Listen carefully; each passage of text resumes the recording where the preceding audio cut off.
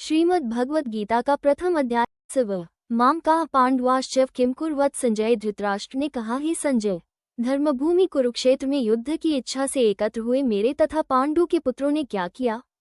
तात्पर्य: भगवद गीता एक बहुपठित आस्तिक विज्ञान है जो गीता महात्म्य में सार रूप में दिया हुआ है।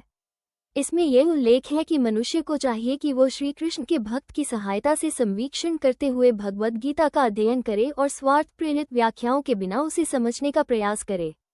अर्जुन ने जिस प्रकार से साक्षात भगवान कृष्ण से गीता सुनी और उसका उपदेश ग्रहण किया, इस प्रकार की स्पष्ट अनुभूति का उदाहरण भगवद गीता में ही है।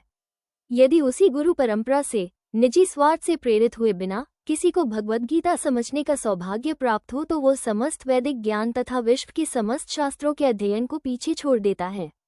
पाठक को भगवद गीता में न केवल अन्य शास्त्रों की सारी बातें मिलेंगी अपितु ऐसी बातें भी मिलेंगी जो अन्यत्र कहीं उपलब्ध नहीं हैं। यही गीता का विशिष्ट मानदंड है। स्वयं भगवान श्री कृष्ण द्वारा साक्षात उच्चरित होने के कारण ये पूर्ण आस्तिक विज्ञान है। महाभारत में वर्णित धृतराष्ट्र तथा संजय की वार्ताएं इस महान दर्शन के मूल सिद्धांत का कार्य करती हैं।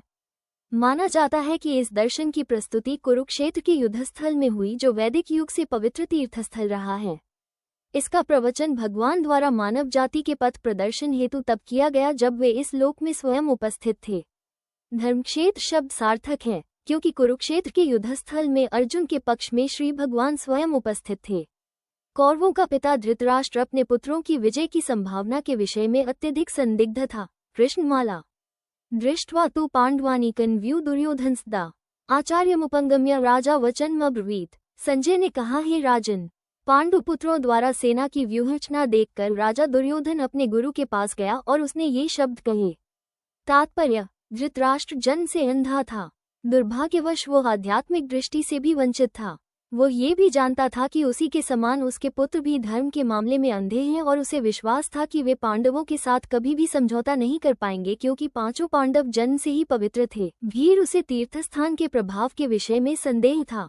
इसीलिए संजय युद्धभूमि की स्थिति के विषय में उसके प्रश्न के मंतव्य को समझ गया। अतः वो निराश राजा को प्रोत्साहित करना चाह रहा था।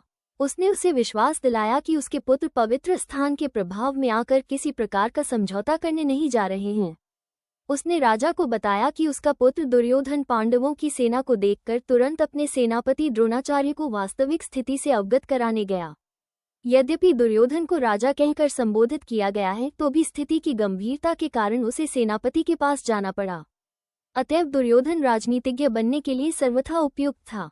किंतु जब उसने पांडवों की व्यूहरचना देखी तो उसका एक कूटनीतिक व्यवहार